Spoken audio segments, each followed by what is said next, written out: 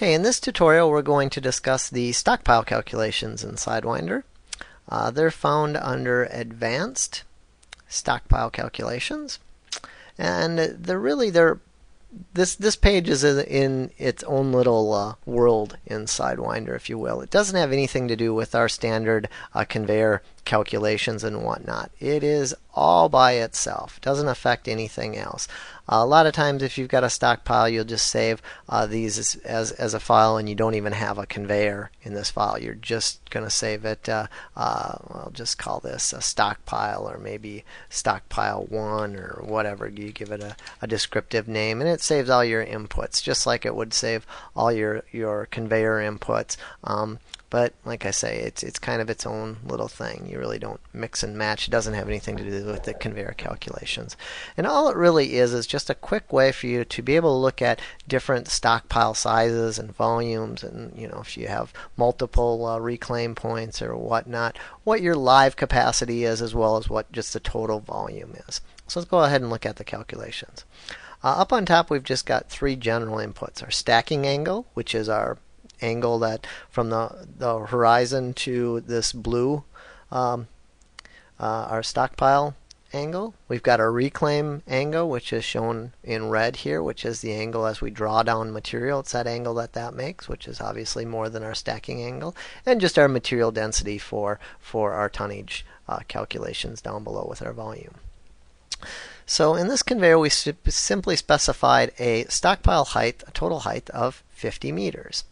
And if I run the calculations down here, this isn't the run, this is still the run for the conveyor calculations. The calculate button for the stockpile calculations is down here. We also have a resolution down here, so you can adjust the resolution. You can see as I'm changing the resolution, it's just getting a finer and finer resolution.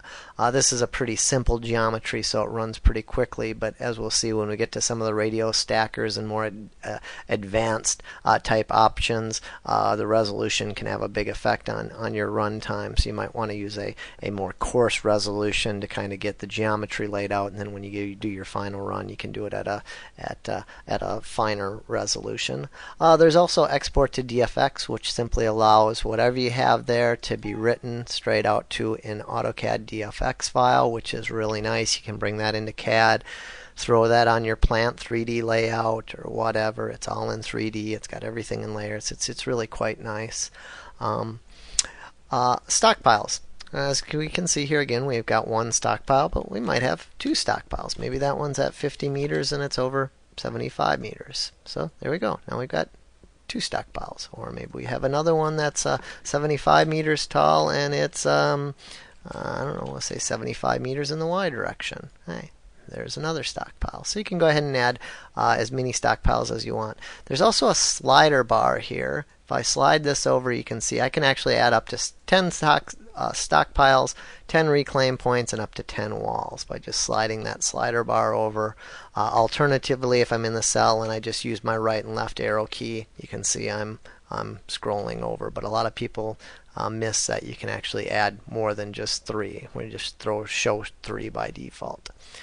So let's go ahead and just delete these two stockpiles. And you can also add a linear distance.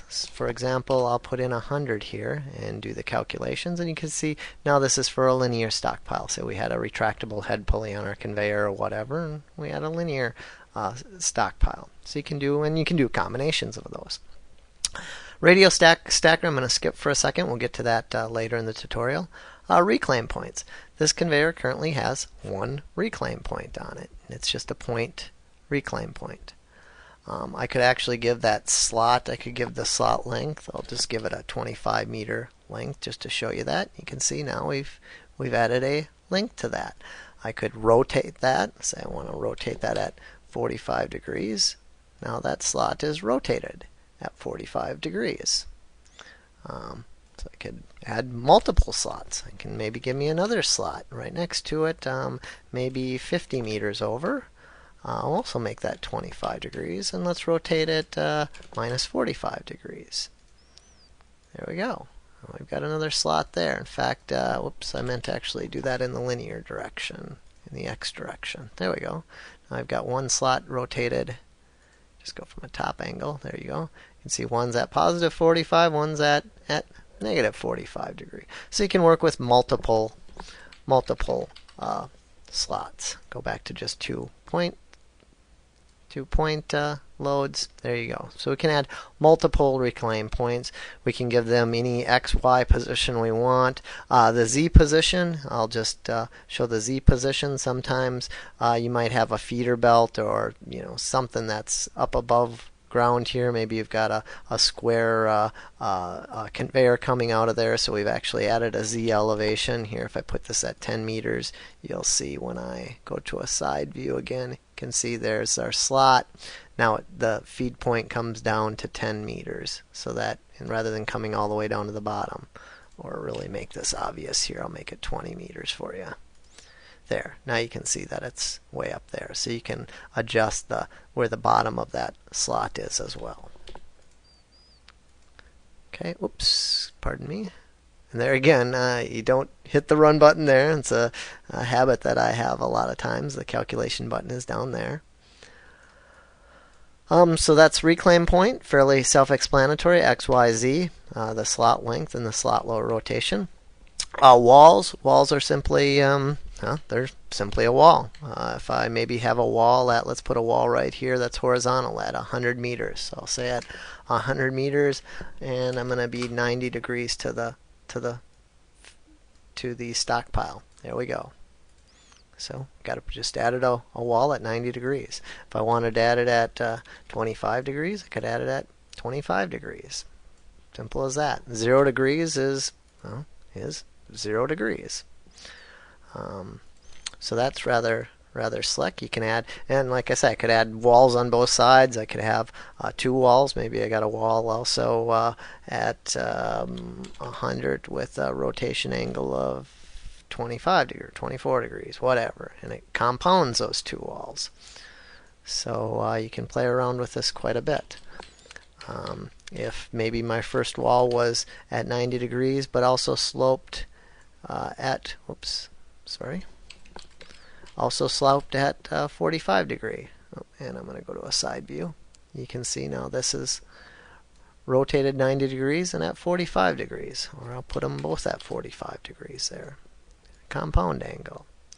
So you can do all kinds of fun stuff with it. If I've got a bin, I could certainly put a bin, say at 0, 0, well that's the default, and I could give this radius of maybe 10 meters. Let's just delete that and go back to our just a single stockpile. So the top of that.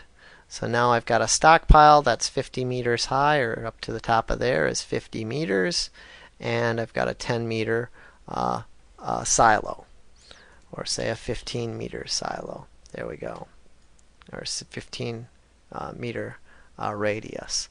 If I want to make it taller, I certainly can. If I want to make the diameter less, I certainly can. 7 meter, whatever I want to do there. Positive is an inside. If I actually make this a minus number, that's actually more like a pillar. So in other words, if I had a pillar, let's say at 60 meters here, you can see it just added, it deleted that volume from the calculation. So maybe for some reason I had some objects around here. So negative volume just means, okay, calculate on the outside. A positive is more like a silo, calculate the inside. And there, this I just can click whether I want to show the initial full pile height or not. So that's pretty much it. You can play around with different things. The radio stacker. Rather than enter one from hand, I'm just going to go under Help, Demo Examples. There's actually 2 examples we've got built in here, linear and a radial. You can click on the radial, and there we go. Look at the isometric. Here it goes. Stacking, this is just what our conveyor length is. So in other words, the conveyor length goes out 150 meters and it can extend to 200 meters. So in other words, we're extending. Perhaps it's a little bit easier to understand. I'll just spread this out a little bit here.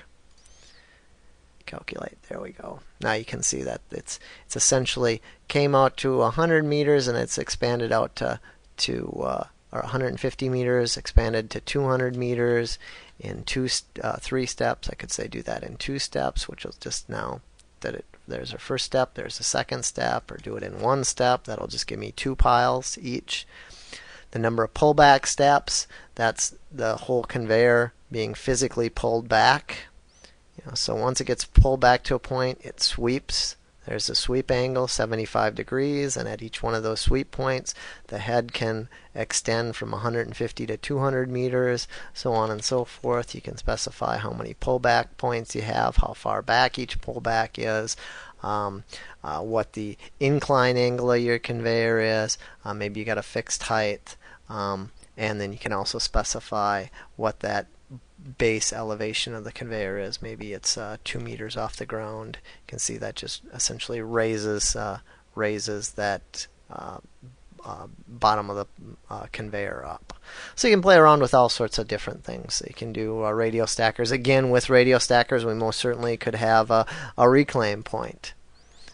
There we just put a reclaim point right in the middle of our radial stacker, or maybe you got some on the sides, whatever that happens to be. So some of this you just got to play around with a little bit, but boy, you can sure look at a lot of different options very quickly and very easily, rather than having to play with 3D geometries in CAD and whatnot. And again, once you get this, you can export this straight to AutoCAD. So I think that wraps it up for the Stockpile tutorial.